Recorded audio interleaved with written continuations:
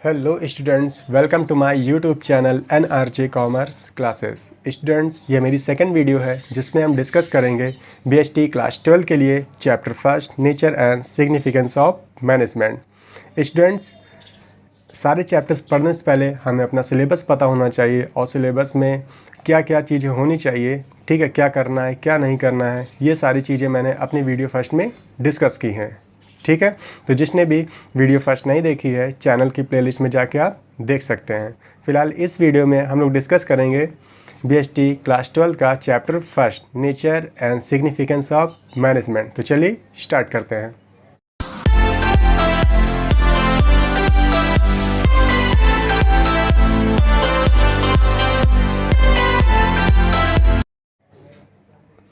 Students देखिए, सबसे पहले हम इस चैप्टर के नेम की मीनिंग समझ लेते हैं।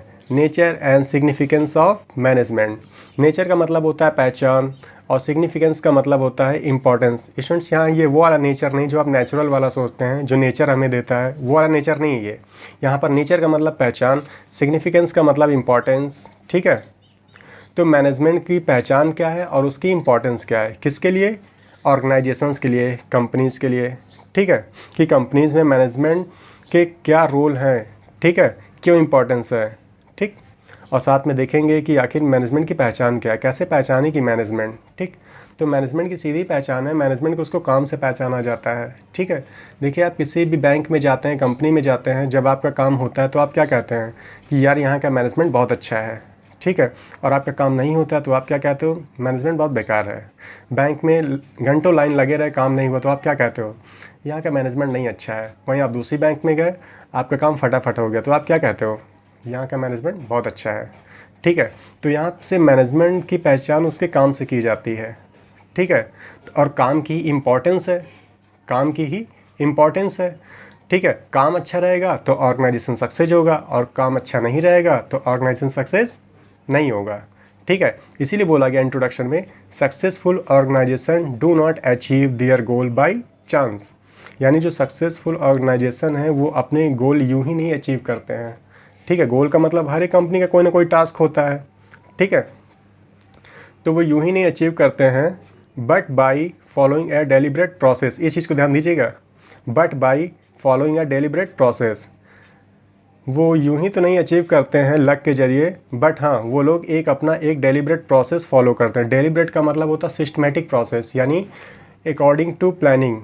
ठीक है, जो भी अपना काम करेंगे प्लानिंग के अकॉर्डिंग करेंगे, उसी को क्या बोला जाएगा? मैनेजमेंट। तो आप इतना भी इंट्रोडक्शन में बोल सकते हैं, a successful organisation do not achieve their goal by chance but by following a deliberate process called management. यानी डेलिब्रेट प्रोसेस को फॉलो करना ही क्या है? मैनेजमेंट है। ठीक है, फिलहाल ये इंट्रो पार्ट है मैनेजमेंट का। मीनिंग में ये वर्ड आपको नहीं लिखने, सिर्फ समझने के लिए है कि कंपनीज अपना डेलिब्रेट प्रोसेस फॉलो करती हैं, उसी को मैनेजमेंट बोल सकते हैं। ठीक है, आगे देखिए। अच्छा, मैंने कहा कि अगर काम अच्छा रहेगा तो ऑर्गेनाइजेशन सक्सेस होगा, काम नहीं अच्छा रहेगा तो ऑर्गेनाइजेशन सक्सेस नहीं होगा, और सक्सेस होगा तो नाम होगा।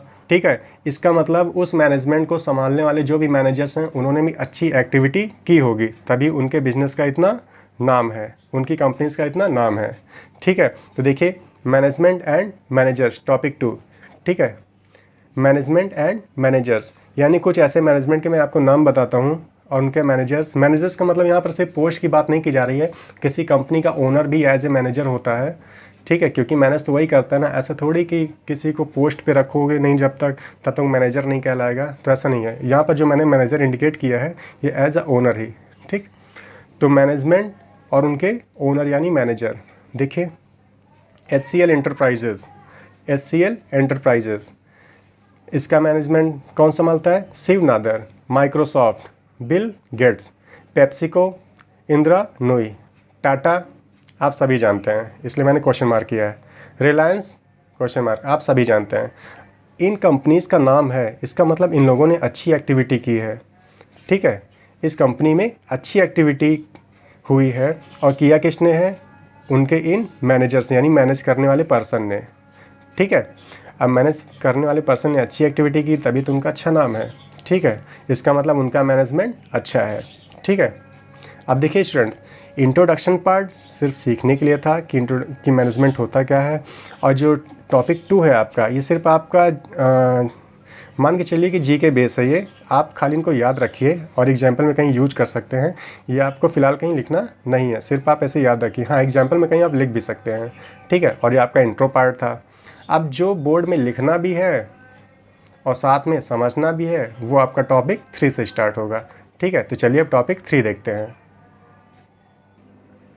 देखिए student, topic 3 meaning and concept of, topic 3 में मीनिंग कॉन्सेप्ट ऑफ मैनेजमेंट, यानी मैनेजमेंट की मीनिंग देखेंगे और कॉन्सेप्ट देखेंगे। देखिए, ये जो आपकी मीनिंग लिखी हुई स्टूडेंट्स, यही आपको बोर्ड में लिखनी है, बहुत सिस्टमेटिक तरीके से लिखी हुई है, ठीक है। देखिए आप, management is a process of getting things done with the aim of achieving goals effectively and efficiently, यानी मैनेजमेंट एक ऐसा प्रोसेस है किसी भी चीज़ों करने का जो एक एम के साथ अचीव किया जाता है गोल, ठीक।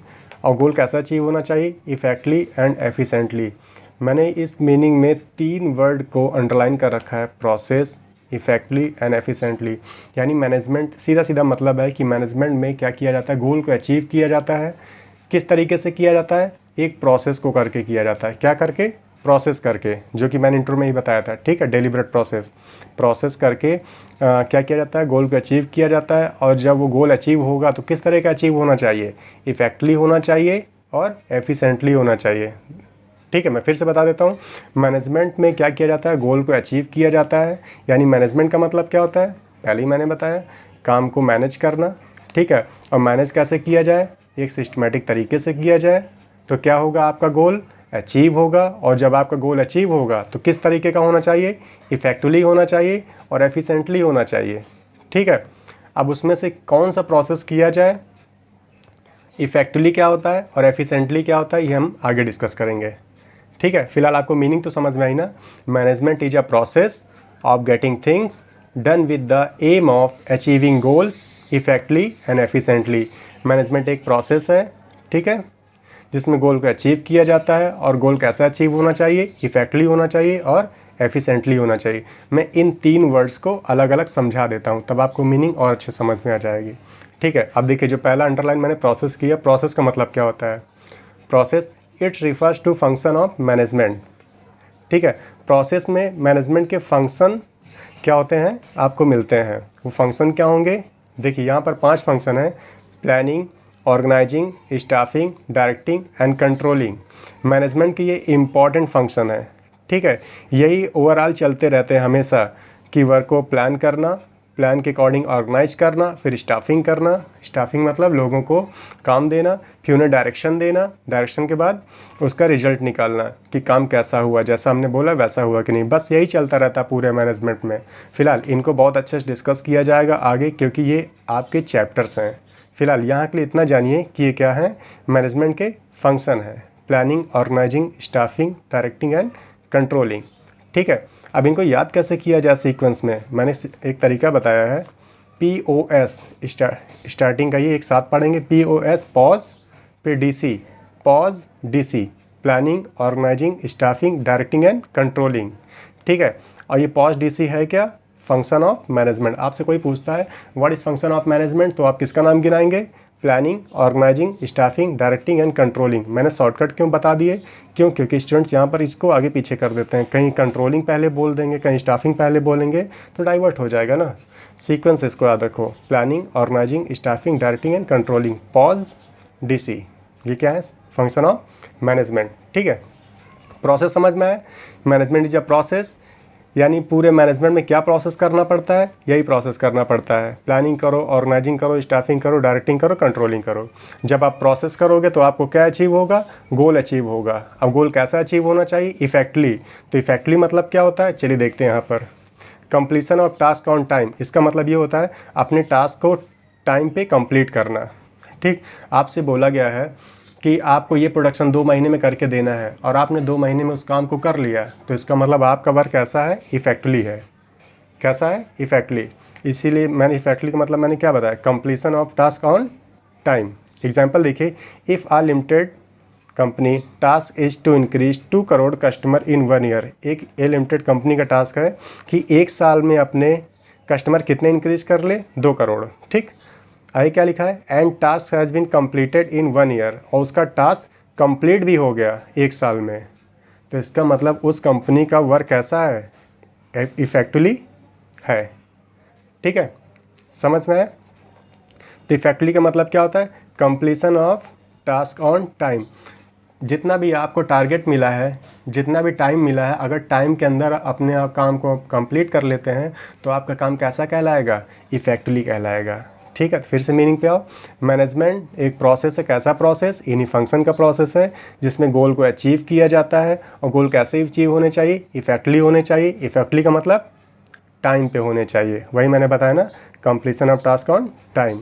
तो गोल कैसे अचीव होना चाहिए, टाइम पे, एंड एफिशिएंटली। अब एफिशिएंटली का मतलब क्या है, ठीक, एफिशिएंटली का मतलब होता है completing the task with minimum cost और ऑप्टिमम यूटिलाइजेशन ऑफ रिसोर्सेज।